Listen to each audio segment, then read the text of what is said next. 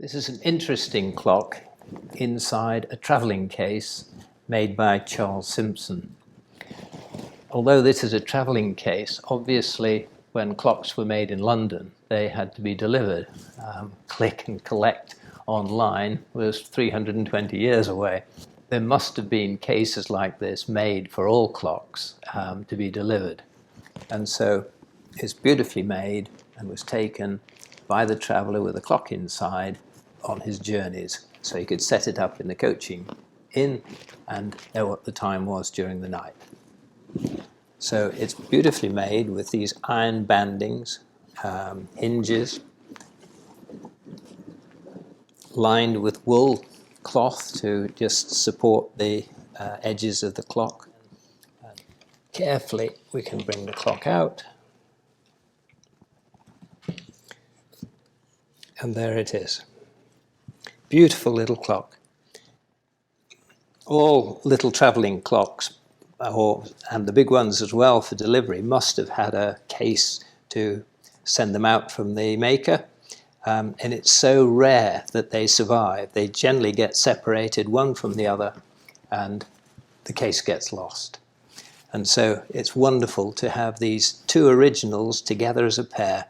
The original oak iron-clad case and this wonderful tiny little clock made by Charles Sympson in about 1700, hour striking, repeat, so you can find out what the time is when you at night pull the cord, and a calendar. What more could you want? So it's a lovely little gem of a clock. It's so small, it's only 9.5 inches high, and yet it's got all the features. It's got strike and no strike.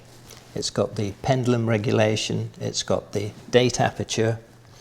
And because it's so small, the key is a double-ended key, and the big end we use for winding the clock, whereas the small end is used then to move the adjustments of the little dials. A lovely original key.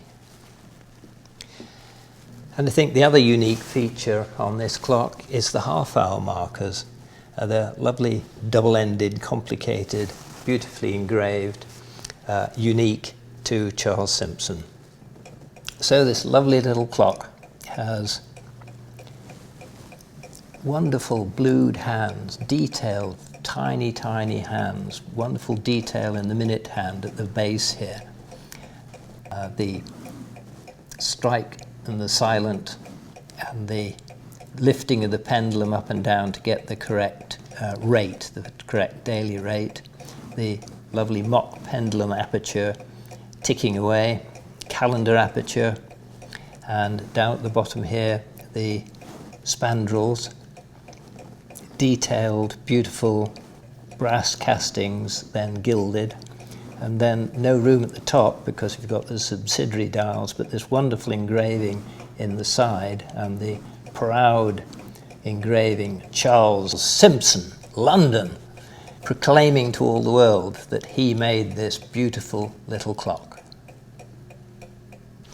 Little clocks like this are very, very unusual. The skill to make a full 8-day clock as small as this, even though it's shoehorned into the case, it's been made by a very, very special maker.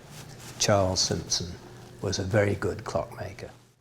So the engraving on the back of the clock is absolutely magnificent. It's completely covered with floral scrolls and wonderful detail, and so crisp and sharp it looks as if it had been done yesterday, but it hasn't. It's genuine, 320 years old.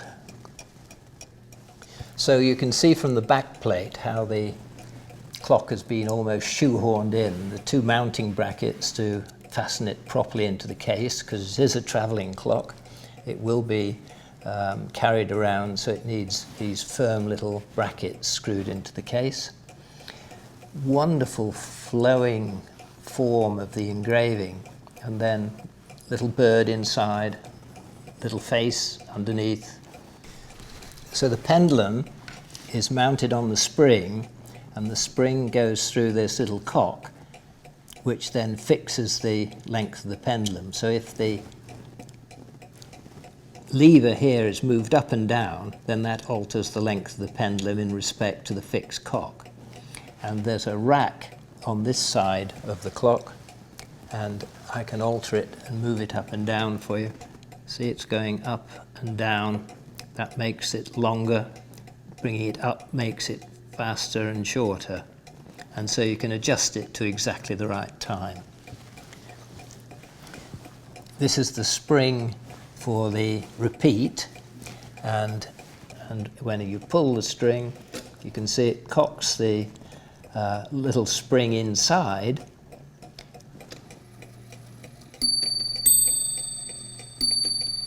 Half past 2 in the morning. So you can get the time in the dark simply by pulling the string.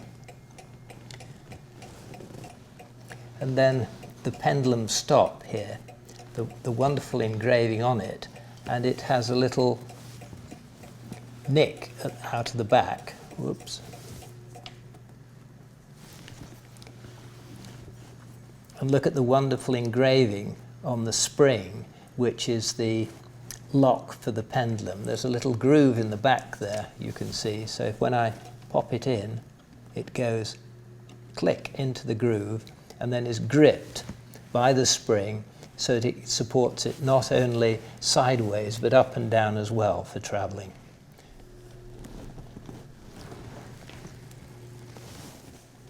A neat little carrying handle, but I'm always very cognizant that the glue holding this all together is also over 300 years old, so I try and pick them up from the bottom.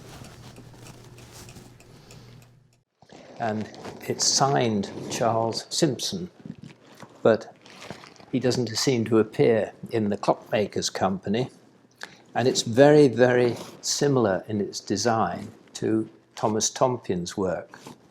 So it's thought that he may have been a Huguenot coming over from France or the Low Countries with the problems, the religious problems that the Huguenots had.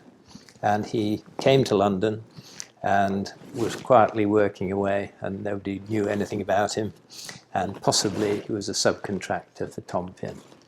And this is one of the few, if not the only, Charles Sympson clock that's known.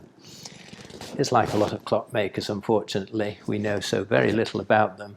He's just like Shakespeare. You can argue as much as you like, but nobody actually knows.